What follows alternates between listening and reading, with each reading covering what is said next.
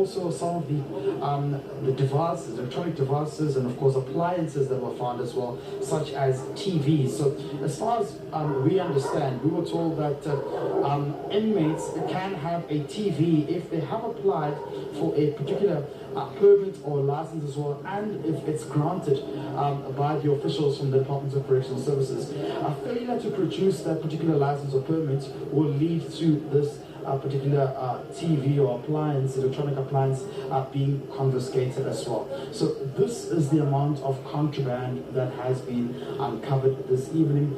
Some of the inmates have been told to go back in to their cells as well. And while we are told that the Johannesburg Correctional Facility Center here is one of the hotspots that have been identified by the Department of Correctional Services, we now know and have an idea that this operation will be also moving into other provinces as well, where the same operation will unfold. Quite a lot that was discovered this evening, and of course while these investigations actually unfold, the inmates who were found to be in possession of some of the contraband may face harsh penalties and will be charged as well, which could potentially also impact their parole process when they apply for parole as well.